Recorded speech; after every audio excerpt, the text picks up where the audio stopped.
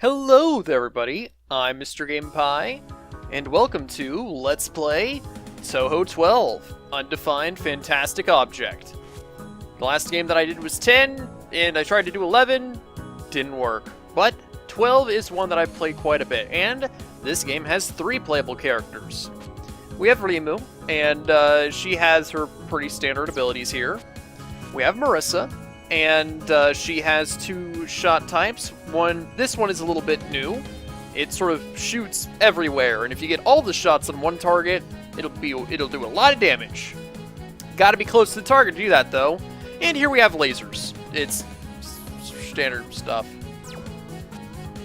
And we have Sine. This is the first time being playable. She was one of the bosses in 10. And you know, just as Lady Kaneko says, everybody should remember Kaneko from the last game. She kicked my butt a lot.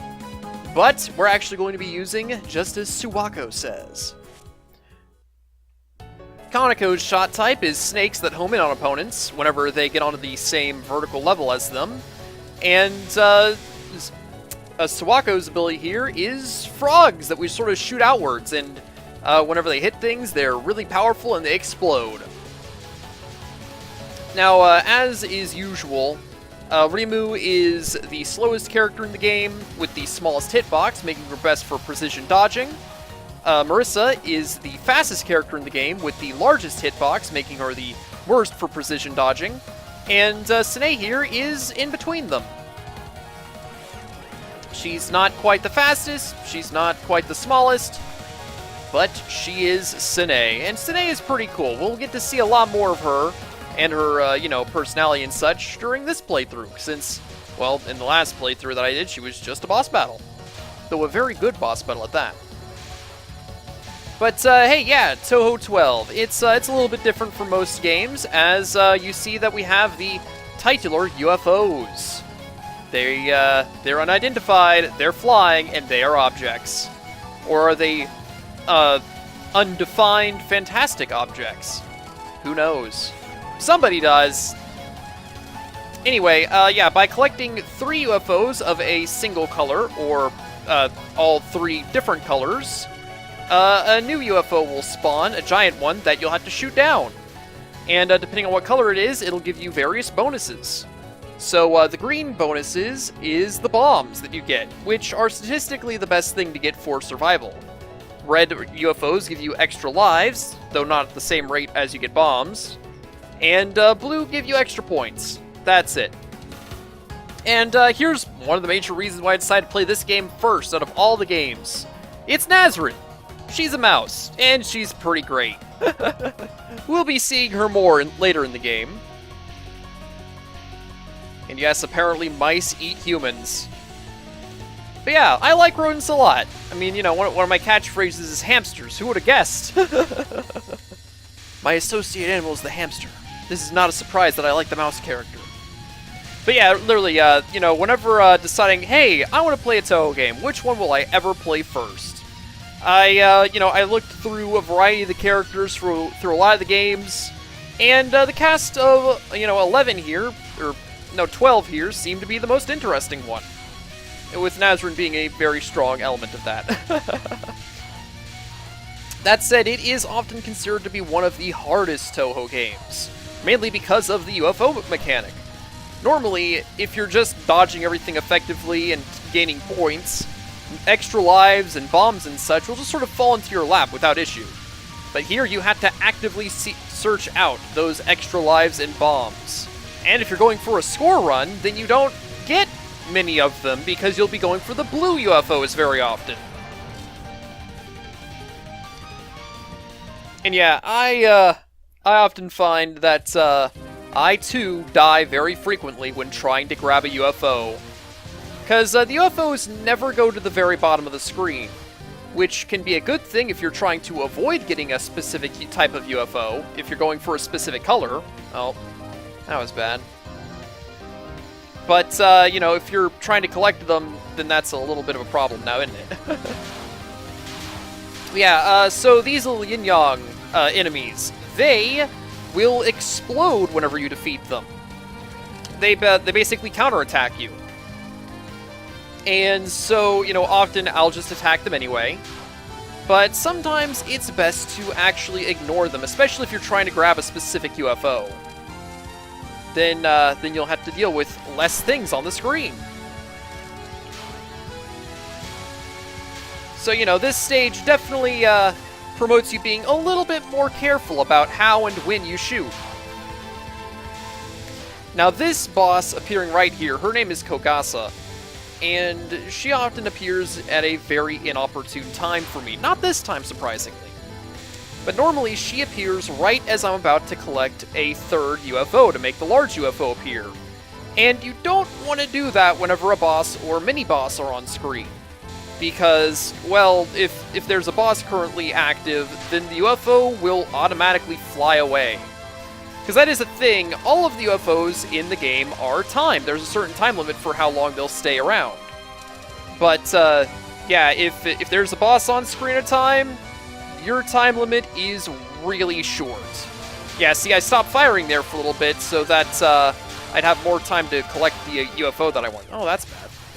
The first death of the series. Well, it was going to happen eventually. Alright, here we go. Second boss. Kogasa. Out of all the characters in this game, Kogasa ended up becoming one of the most popular ones, even though she has the least to do with the plot. That is notable is that, normally in Touhou games, the first three bosses are unrelated or tangentially related to the ongoing incident at hand. But in this game, Kogasa here is really the only character in the game unrelated to the overall incident. She's just sorta here, floating around in the clouds. And her gimmick is, well, she sort of like spins her umbrella body whenever she attacks, and the bullets spiral out of that. You'll find all sorts of spirally formations. Although notably, the bullets actually just go straight out from her once they spawn. Alright. Oh boy, we got another pattern. Being able to dodge in between the spirals is generally effective if you're wanting to maximize your damage output. And sometimes the spirals can corner you off to the side, so you'll have to squeeze between them. This is the normal difficulty though, so that isn't too intense, although of course on hard difficulties it's quite intense. Speaking of intense, this is probably the most intense spell card she has. It's, yeah, it's based on rain. The idea is that, you know, Kogasa is an umbrella that was left behind. And I guess the idea is, hey, it's raining. Look at how useful an umbrella would be right now, guys. Come on. But, yeah, that spell card was really annoying because bullets can just sort of spawn on top of you with no warning. This spell card is also pretty annoying, although not necessarily the version that we're seeing here. You see, Kogasa has the ability to surprise people, and that spell card on easy mode is even harder than it is on normal mode. You'll also see that I used a bomb, but my bomb meter didn't go down. That's because you can actually store more bombs than you can actually see there. One more bomb than you can see there, that is. Alright, so here we go. Level 3. We're going in with far fewer lives than I'd like, but oh well. Yeah, now that I have maximum bombs, I'm starting to collect the red UFOs so that I can increase the number of lives that I have. Because that's the thing, is that collecting the bombs over the lives is only extra efficient if you're good at actually bombing.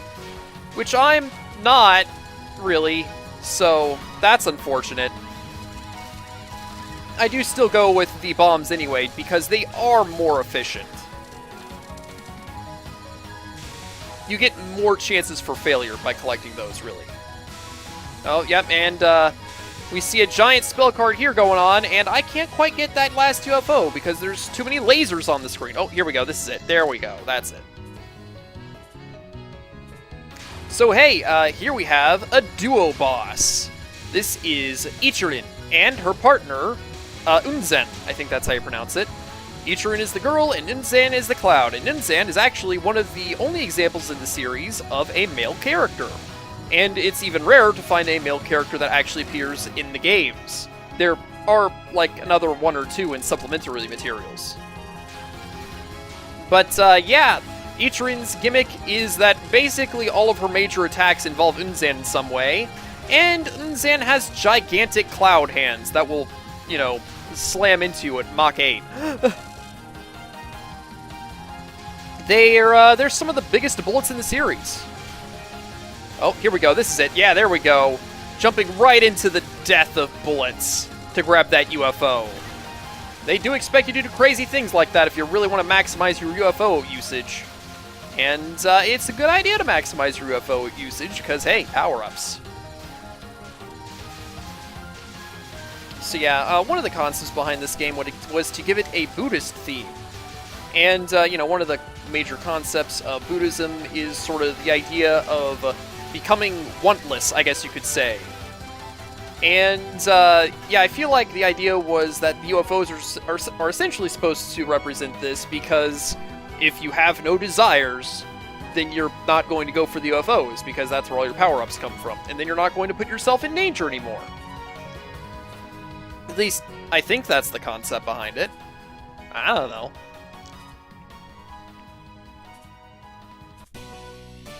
Alright, and, you know, normally I really like the soundtrack for this game, but for some reason, this song, Ichirin's theme, just doesn't work with me. I'm just not really feeling it. Ichirin has become a playable character in several of the fighting games, and of course that brings about remixes of this theme, and even with those remixes, I'm still just not feeling it. It's kind of unfortunate. Now for this spell card here, you could follow Ichirin to the across the 2 different locations that he jumps to. But you don't really have to, because she'll always go right back over here again. And trying to, you know, dash through all those raining bullets, it's just not a good idea. Don't do that. Unless you know, are good at the game. In which case, you can do whatever the hamster you want. Alright, here we go. Alright, now this spell card is actually pretty easy. I don't really know why Ichirin has, like, rings in her hands. It's something, I guess.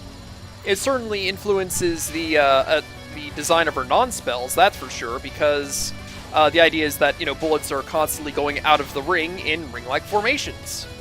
Or maybe they're supposed to be wheels. I mean, the difference between a ring and a wheel isn't that big, so could be either one. Oh, wow, and I was just about to say how easy this particular spell card is to dodge. You really only have to dodge the bluish-green ones, the bluish-green bullets, because the other smaller sets of bullets will always cross where the blue-green ones go. And there's this spell card. Traditional scolding from a traditional old man. Well, I say that I've had enough scoldings from traditional old men, so I'm just gonna bomb this one. And that's that. Previously, I mentioned that, you know, Sine isn't the best at speed or the best at hitbox size. But what she is the best at is bombs. Out of the 3 playable characters, her bombs are consistently the most powerful and effective among the group. You know, the other ones are gonna have, like, maybe not so much power, or maybe, like, huge blind spots. But, for Sine, it's, nope, it's all good. She blows everything up.